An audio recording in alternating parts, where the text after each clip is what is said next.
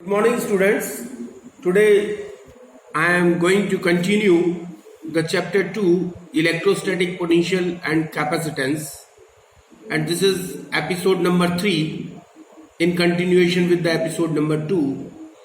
And the points to be discussed are potential due to a system of charges and the equipotential surfaces, the relation between the electric field and the potential. The next one is the electric potential energy of a system of charges, potential energy in an external field, and the potential energy of a system of two charges in an external field. So now let us start with the first point, that is potential due to a system of charges. So now coming to the topic, this potential due to a system of charges. So consider a system of charges. This is a system of charges Q1, Q2, Q3, Q4 and Q5. So these are the charges having the position vector R1, R2, R3, R4 and R5. These are the position vector of charges Q1, Q2, Q3, Q4, Q5 with respect to the origin. And this P is the point where we have to find out the potential due to a system of charges. So now the potential V1 at point P due to the charge Q1. If V1 is the potential at point P due to charge Q1, then V1 is given by V1 is equal to 1 upon 4 pi epsilon 0 into Q1, because it is due to Q1 and the distance is R1P. R1P is the distance of charge Q1 from P. And now V2, similarly in case of V2 we can find out this V2 is equal to 1 upon 4 pi epsilon 0 into Q2. This is charge Q2 and this is R2P. And similarly in case of V3 we can find out V3 is equal to 1 upon 4 pi epsilon 0 into Q3 upon R3P. R3P is the position vector of charge Q3 from the point P. And now similarly by the principle, we know that by the principle of superposition, so as per the principle of superposition, the potential V at point P, the total potential V at point P due to the system of charges, that is Q1, Q2, Q3, Q4, Q5, is the algebraic sum of the potential due to the individual charges, or we may say that the total potential at point P is the algebraic sum of the potential due to the charges due to the individual charges, or we may say that V is equal to V1 plus V2 plus V3 plus up and Vn. So now this can be given as V is equal to, we can take 1 upon 4 pi epsilon 0 as common, and this is Q1 upon R1P plus Q2 upon R2P and so on. And this is Qn if n is the n number of charges are kept over here in a system, then this is equal to Rn into P. And if the volume charge density, if rho is the volume charge density,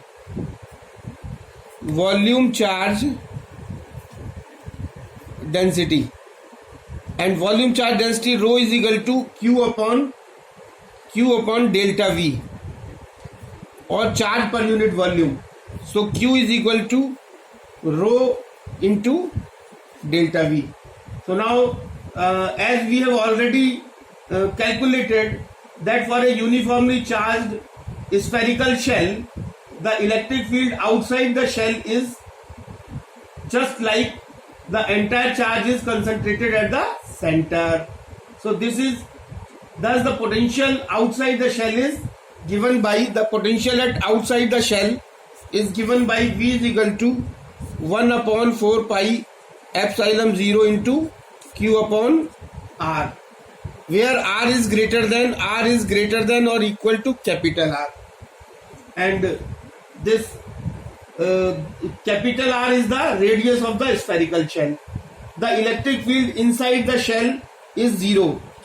The electric field inside the shell is 0, and this implies that the potential is constant inside the shell, as no work is done in moving a charge inside the shell, and therefore potential inside the shell will be equal to the potential at the surface of the spherical shell, and is given by V is equal to 1 upon 4 pi epsilon 0 into Q upon capital R. Now the next topic is equipotential surface. Now the next point is equipotential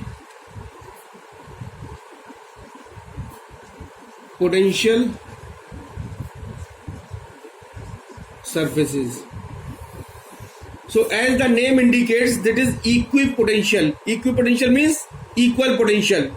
So the surface which is having a constant value of potential at all points, constant value of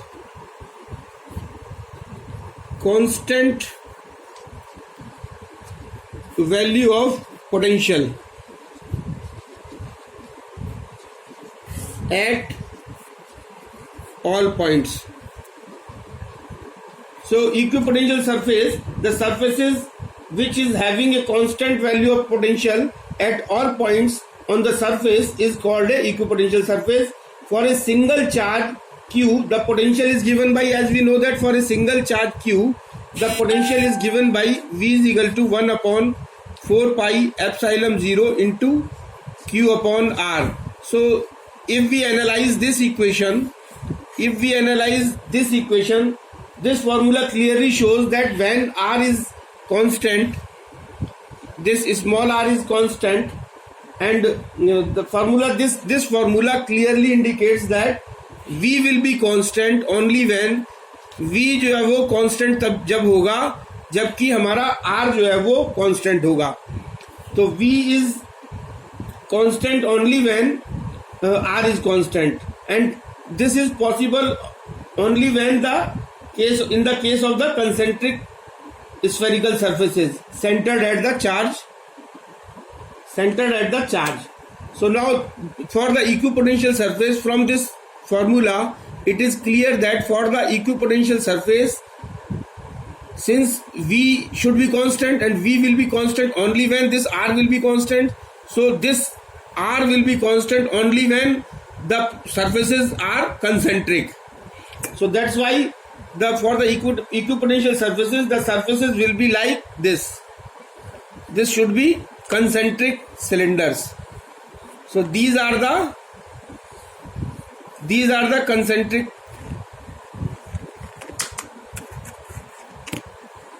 So these are the equipotential surfaces, and equipotential surfaces are spherical surfaces centered at the charge. Now there are four properties of the equipotential surfaces.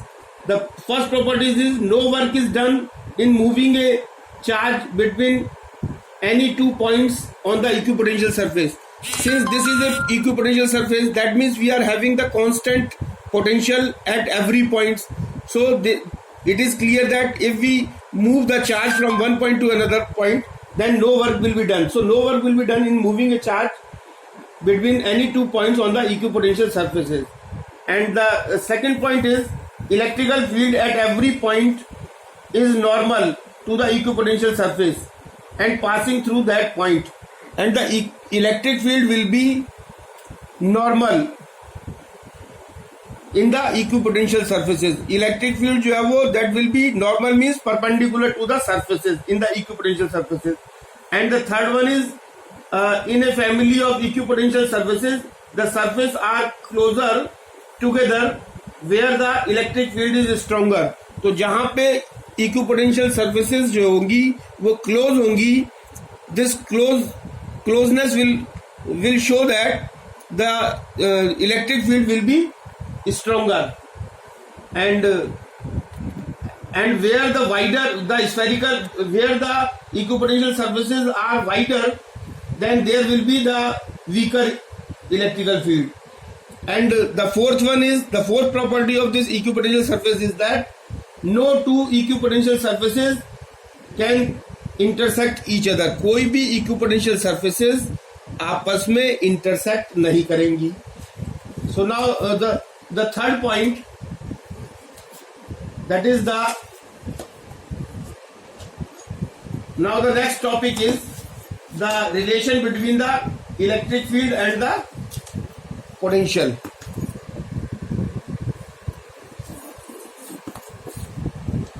Now the relation between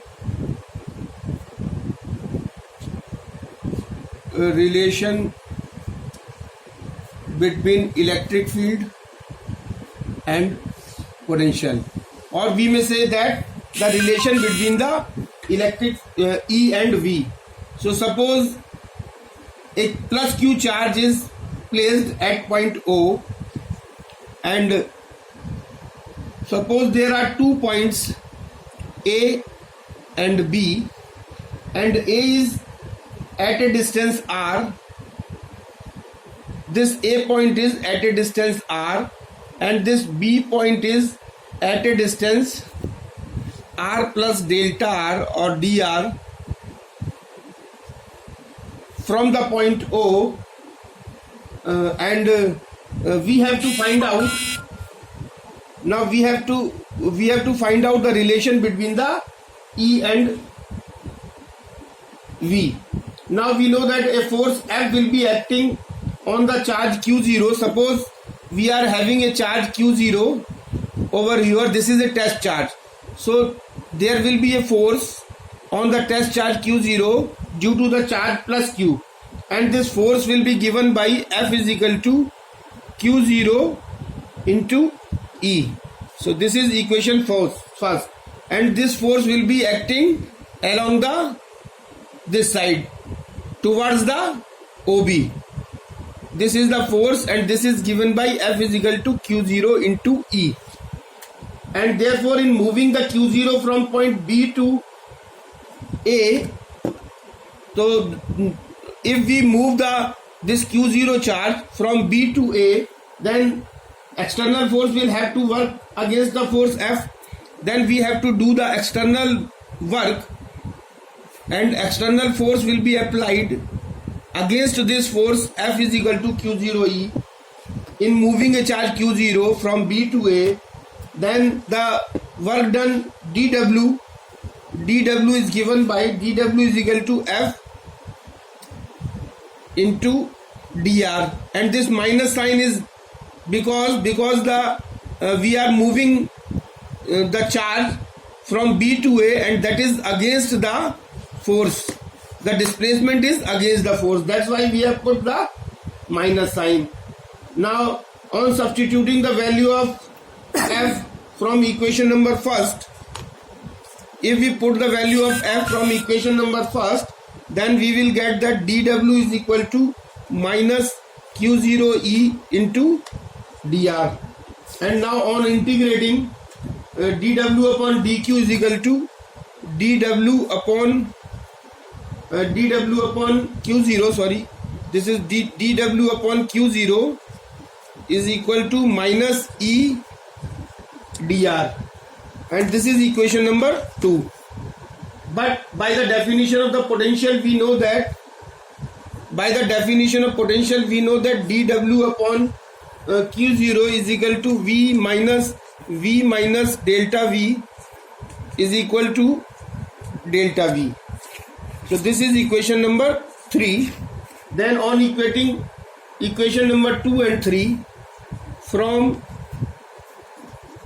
equation number 2 and 3, this is dW upon Q0, this is dW upon Q0. Then from equation number 2 and 3, we will find that minus E dr is equal to minus Q0 E dr.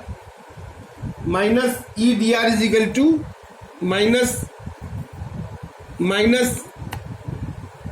E dr is equal to dq upon dq, minus E dr is equal to delta V, or we may call it E is equal to minus delta V upon dr. So this is the relation between the electric field and the potential, and this dV upon dr is the rate of change of potential with respect to distance dr.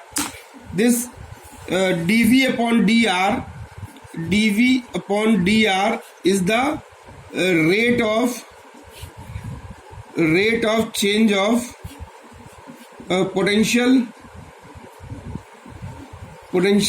with respect to dr.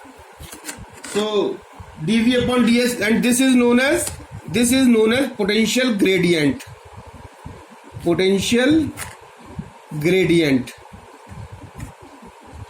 This is known as potential. Therefore, the electric field intensity E at a point in an electrical field is in a given direction is equal to the negative of the potential gradient in that direction.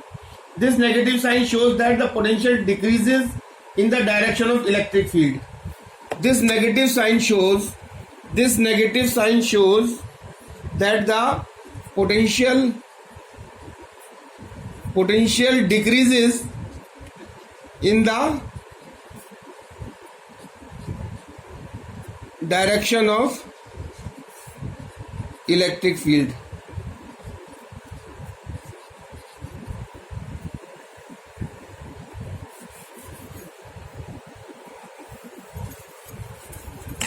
Now, if there are two metallic plates having positive and the negative charges, suppose there are two metallic plates, they are having positive and the negative charges. This is having positive charge and this is having negative charge. This is having negative charge, and the potential is V1 and the potential of this plate is V2, and the distance is small d between these two plates. Then what will happen? Then E will be given by E is equal to V1 minus V2 upon D, and this is volt per meter. So if there are two metallic plates having positive and negative charge, if the plates are long and the distance between them is small, if these plates are long and distance between them is very small, then the electric field produced between them will be uniform and directed from positive plates to the negative. The electric field, the direction of the electric field will be from positive to negative. This will be the direction of electric field. This is from positive to negative field. So the potential of the plates be V1 and V2 volts, and the distance between them is D. Then the electric field E is given by E is equal to V1 minus V2 upon D. Now the importance of this relation, E is equal to minus D of this relation, is used to find out the electric field intensity at a point if the potential at that point is known. Now electric potential energy of a system of charges. Now the next point is electric potential energy of a system of charges. Electric potential energy of a system of charges. Now suppose we are having a system of charges. Suppose we are having this two charge, the two charges, and which are placed at point A and B. This is plus Q1 and this is plus Q2. Suppose Q1 and Q2 are the two charges placed at point A and B respectively, and the distance between them is small r. Now to find out the potential energy of the system AB, now we have to find out the potential energy of this system AB by two charges Q1 and Q2 placed at a distance r.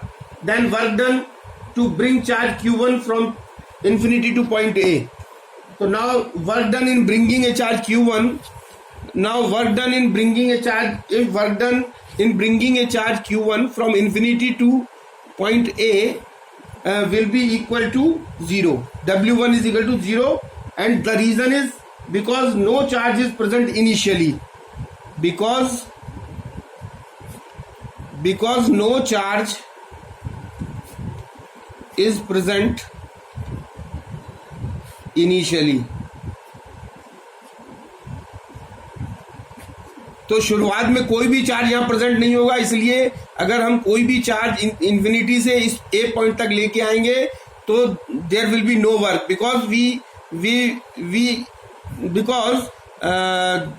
There will not be any force and the work done to bring the charge Q2 from infinity to B. Q2, this is Q1 infinity to A, and this is Q2 infinity to B. Now work done in bringing a charge Q2 from infinity to B, that is W2 is equal to Q2 and VB minus VA, sorry, V infinity, VB minus V infinity, and we know that V infinity is always 0, and we know that V is equal to W upon Q. So W2 will be Q2 into VB minus V infinity, and this will be equal to Q2 VB minus 0, or this is Q2 into VB. Now W2 is equal to Q2, and VB can be written as 1 upon 4 pi epsilon 0 into Q1 upon R. So this will be W2 is equal to 1 upon 4 pi epsilon 0 into Q1 Q2 upon R. And potential energy of the system of charges. Now if we calculate the potential energy of the whole system of the charges, then U is equal to W1 plus W2, and W1 we have already calculated as 0, and W2 is equal to 1 upon 4 pi epsilon 0 into Q1 Q2 upon